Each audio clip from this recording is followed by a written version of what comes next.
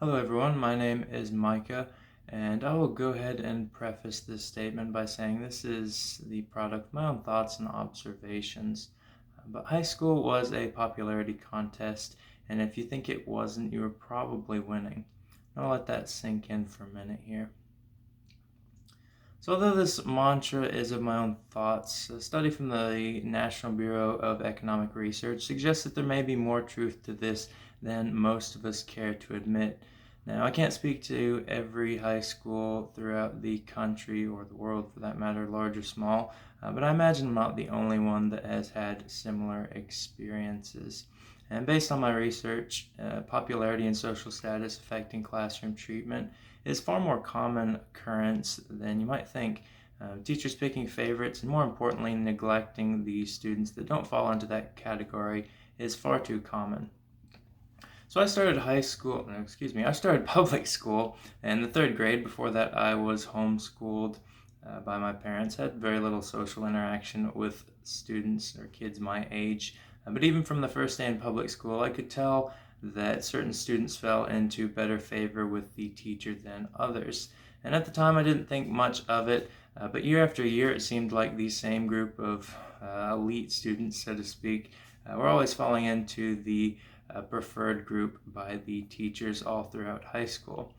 And my point for this is that teachers do pick favorites, but it's important to keep that in check in the classroom because it can have quite a negative effect on the students that maybe don't fall into that category. So often students that find themselves outside of the teacher's favor have a decreased sense of self-esteem.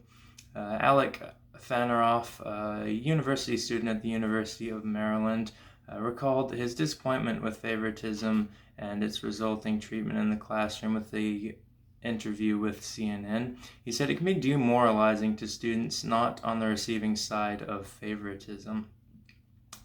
So students that are not on that receiving side, they're more likely to act out in class for attention. It causes a lot of resentment towards the teacher, especially if they're constantly being berated for their comments or additions to the class experience. It also further alienates those quote-unquote problem students. Students are going to act out, and sometimes teachers have less favorite students, but they should not be deliberately alienated for that. And sometimes it's a tricky situation. Although plain as day for students to see, favoritism is often hidden from the teachers beneath a veil of justification. A interview with some teachers through Smart Classroom Management website said teachers often find themselves justifying said treatment. They think, I don't play favorites, I just let those with good behavior know I appreciate them.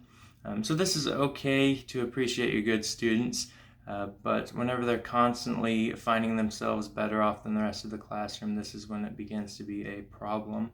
And it seems to be an international occurrence. Science Norway actually confirmed similar classroom influences and behavior involving social engagement and marginalization of those that didn't meet the social standard. There too, students left out often went unnoticed by teachers and their fellow students. In the schools, teachers often play a role in deciding who joins organizations, things like National Honor Society or community service-based groups, merit-based programs. So sometimes those elite students get priority in these things, whether it's conscious or not. The teachers, they do this sometimes, and it's unfortunate. I actually had the opportunity to serve as an FFA officer in my high school, and even there I found myself out of the loop of communication.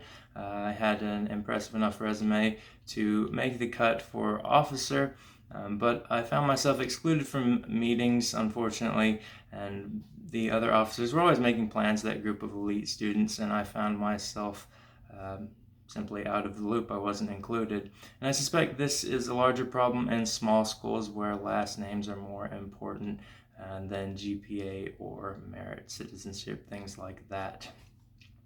But these things, they can actually cause problems beyond high school.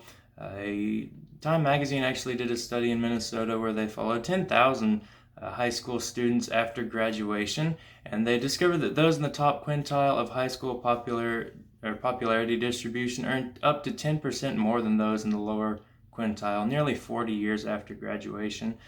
So saying that high school is a popularity contest, it really carries over farther into life than just simply high school.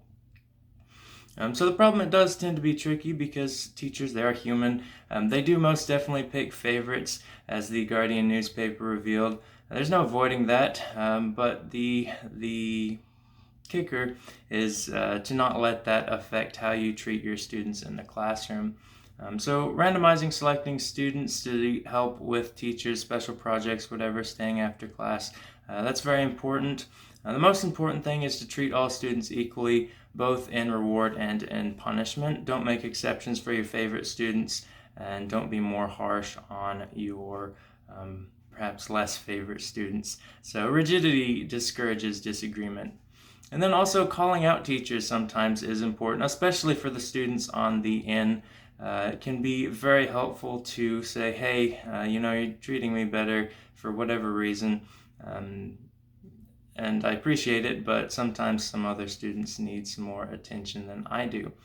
So picking favorites is human nature, but there's not really a place for it in the classroom.